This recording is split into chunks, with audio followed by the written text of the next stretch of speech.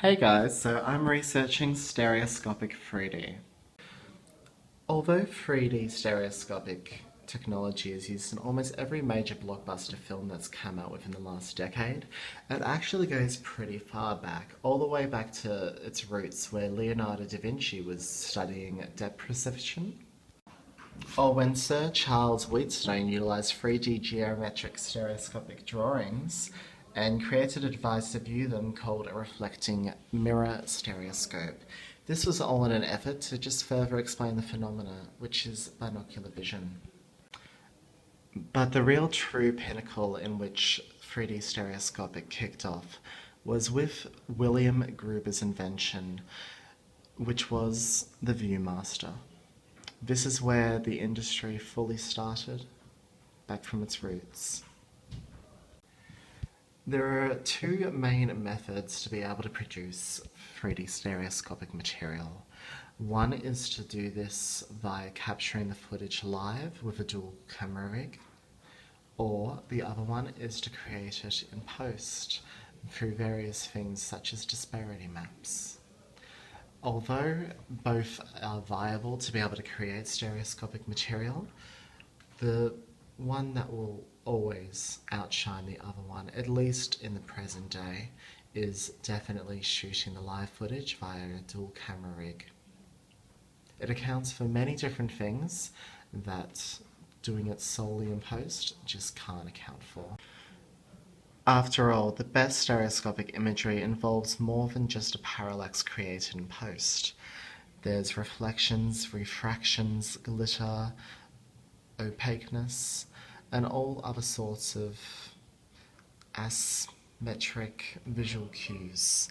Take specular highlights, for example. If they are perceived to be on a surface, your brain knows right away that the surface is flat or convex.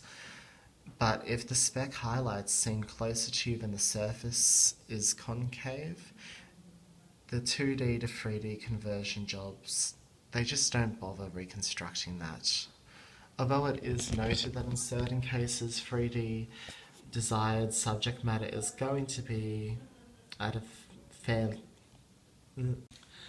So to create this material, what I had to do at the very start is decide on whether or not I was going to do it in post or to create a dual camera rig that was going to be able to shoot and capture the footage live.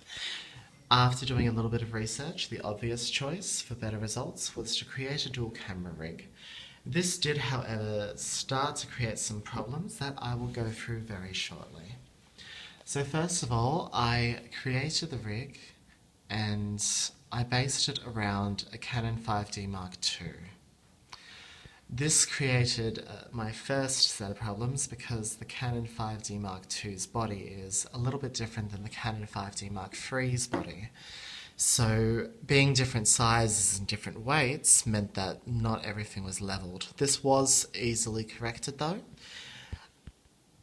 but then a slightly bigger issue arose once that was fixed, which is the fact that the body might be a little bit bigger than the other one, but it's also more forward than the other one. So that created a little bit of issues with the convergence. Nonetheless, it wasn't too big of an issue and the material still ended up being usable though.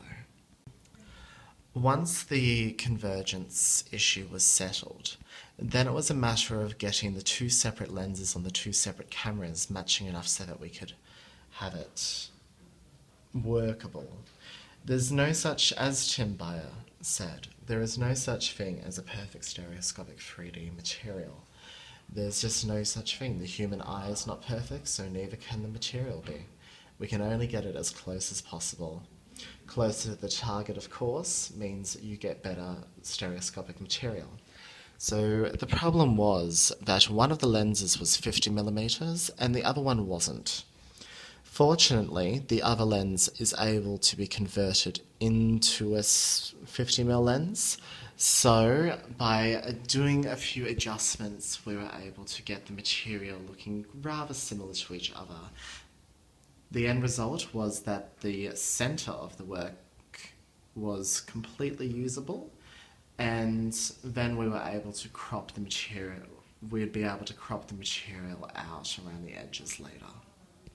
So once this material was added, all set up, through the left eye and the right eye, it was put into Nuke for some compositing. We had to adjust the views. Two separate views, one for each eye. The one goes into a blue and the other one goes into a red. The thing is that none of the images are ever going to be matching completely the same. There was always going to be a difference.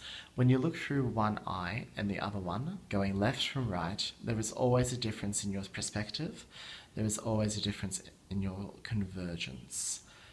That is the same for this. There is no